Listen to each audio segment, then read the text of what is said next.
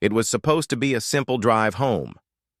A black man, tired from a long day, pulled over when flashing lights filled his rearview mirror. But the tone changed instantly. Shouts of "stop resisting" filled the night, though he hadn't moved a muscle. Strong hands gripped his arms, slamming him against his own car. His heart pounded, not from guilt, but from the haunting realization of what was happening. What the officers didn't know would leave them speechless, because the man they were maltreating wasn't just anyone. Wait a second. Tell us where you're watching from in the comments, and don't forget to subscribe for more powerful stories like this. His name was David Cole, a respected community leader, known for his calm presence and strong voice. To his neighbors, he wasn't just a man in uniform, he was the city's first black police chief. Years of dedication had brought him to this position, a role built on trust and perseverance. That evening he wore no badge, no uniform, just plain clothes as he drove home from a charity event.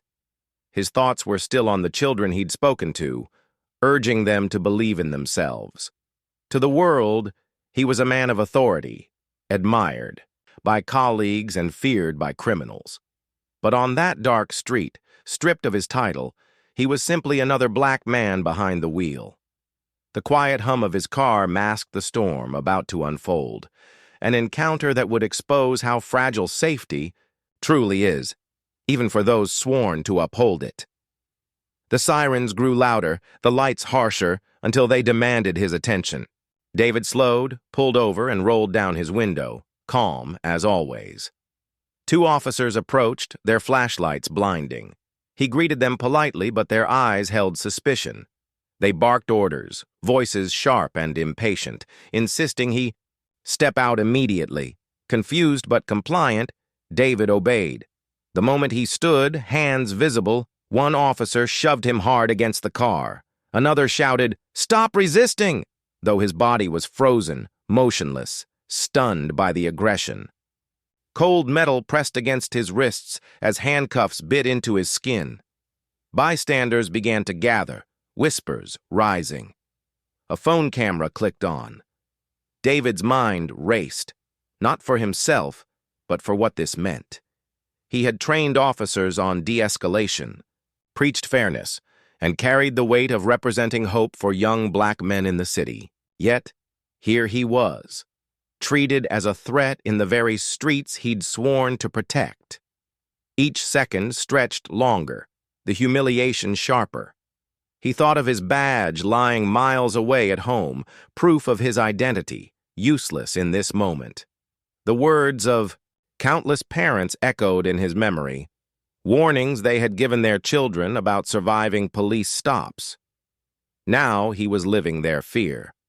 The officers didn't ask questions, didn't check identification, just made assumptions, used force, and showed disregard. And the crowd's silence was breaking into outrage. Phones pointed. Gasps grew louder. Something had to give. Then, a voice from the crowd pierced through the chaos. "Do you know who that is?" A murmur rippled as someone shouted, "That's the police chief!" The officers froze, their grip loosening, as if lightning had struck them. Shock spread across their faces, a mix of disbelief and sudden fear. David's name, his title, his reputation, all laid bare in the open. The weight of the moment hung heavily. Cameras captured every second. The image of a black man, falsely restrained, revealed to be the highest authority in their department.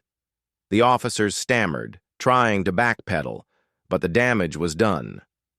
In that instant, the world flipped. The question wasn't whether David was safe. The question was, how could those sworn to follow him treat him like this? The cuffs were removed, apologies mumbled, but the sting of injustice lingered. David stood tall, not as a victim, but as a mirror, reflecting a painful truth.